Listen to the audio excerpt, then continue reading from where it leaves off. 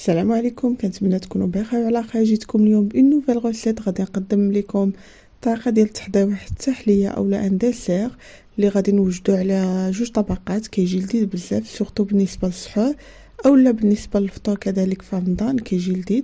فما نطولش عليكم، غادي نبدا معكم لا غوسيت. ولا كنتوا اول مره كتشاهدوا ان فيديو ديالي ما تنساوش انكم تابوناو وتضغطوا على الجرس باش دائما توصلوا بالجديد.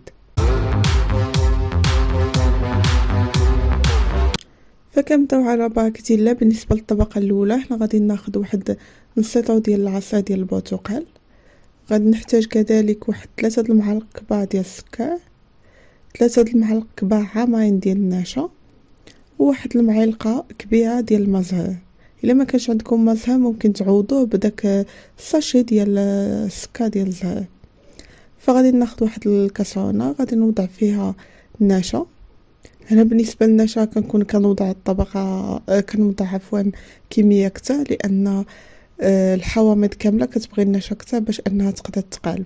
من بعد غادي نضيف شويه ديال العصير ديال البرتقال، وكنحاول ما امكن انني نخلط مزيان ديك النشا مع البرتقال حتى كتندمج ليا كامله.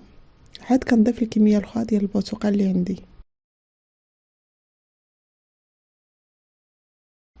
فانا كما كتلاحظوا بدات كتندمج ليا كامله. من بعد غادي نضيف الكميه كامله ديال البرتقال، وغادي نضيف كذلك السكر ومزهر. فاصلا المذاق ديال المزهر كيتواتى بزاف مع الليمون. غادي نوضع معلقه كبيره ديال المزهر، ومن بعد غادي نوضع العناصر كامله فوق العافيه. كنخليها حتى كتبدا تقال وانا كنحاك. اون فوا كتبدا تقال لي غادي نطفي عليها. فانا كما كتشوفوا من بعد ما وضعتها في العافيه كنبقى مستمره في التحريك. كنحاول ما امكن نجهد لها لانني دابا حاليا راني حداها، وكنبدا مستمره في التحريك حتى كيتقال لي الخليط. هنا كما كتلاحظوا بدا كيتقال، غير كيبدا كيتقال وكيبدا كيغلي كنحسب عليه واحد 2 دقائق. كنخليه يغلي ديك 2 دقائق وانا مستمره في التحريك. من بعد كنطفيلو. علاش؟ غير باش كنخلي ديك النشا كطيب مزيان وما كيبقى لياش المذاق ديال النشا في لو ديسير. هنا من بعد ما دلت ديك 2 دقائق وهو كيغلي كنطفي عليه. كناخذ الليفات اللي غادي نبريزونطي فيهم وكنوضع الخليط ديالي. كنحاول ما امكن ما نعمرهمش كاملين بزاف باش هكا كتجيني نص ديال الزليفه غادي يجيوني هاد الطبقه ديال البرتقال اولا ديال الليمون، والنص الاخر كذلك غادي يجيني الطبقه اللي فيها الحليب.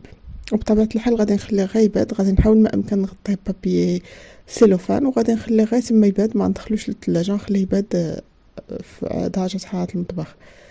هنا بالنسبه للطبقه الثانيه غادي نحتاج نص لتر ديال الحليب، غادي نحتاج واحد 3 المعالق ديال السكر، ساشيه ديال الفاني، وهنا غادي ناخذ 2 معالق كبار مقببين ديال النشا.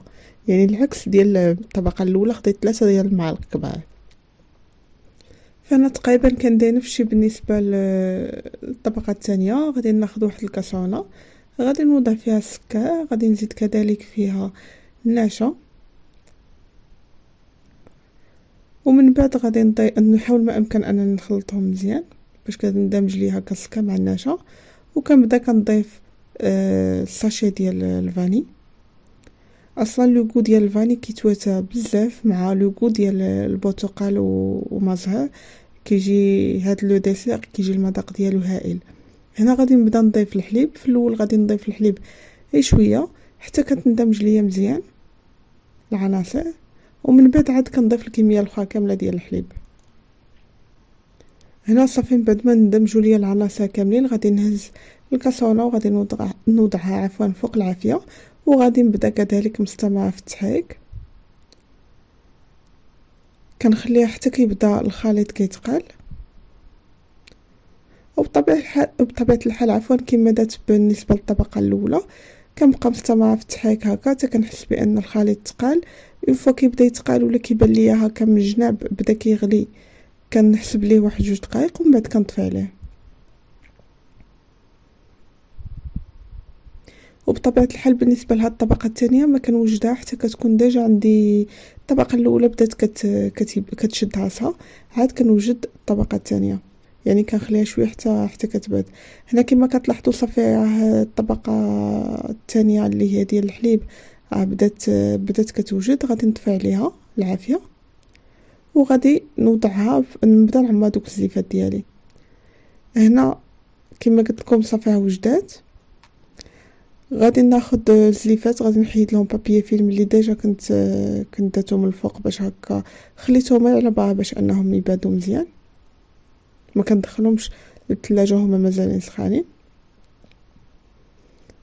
من بعد غادي نبدا كنضيف الكميه ديال الحليب اللي حضات.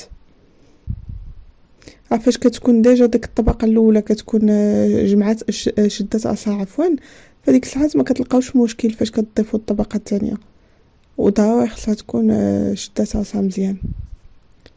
صافي هنا من بعد غادي نخليها حتى غادي يبرد مزيان، ومن بعد عاد غادي ندخلو للثلاجه، يعني حتى كيشد راسو وكيدفى. من بعد غادي ندخلو للثلاجه، غنوضعوه في الثلاجه تقريبا واحد ساعه ولا ساعتين كيكون واجد. هذا هو الشكل النهائي. انا هنا زوقته بشويه ديال لاكاجو مع شويه ديال البيستاش، والوسط درت ورقه ديال الورد. كيجي المذاق ديالو هائل كما قلت لكم، وكتقدروا تحضروه هكا بالنسبه للسحور كذلك بالنسبه للفطور ديال رمضان. كانت هذه هي لا غوسيت ديال اليوم، كنتمنى انها تكون نالت اعجابكم. نقول لكم نهاركم مبروك، ونتلاقاو ان شاء الله في فيديو جديد.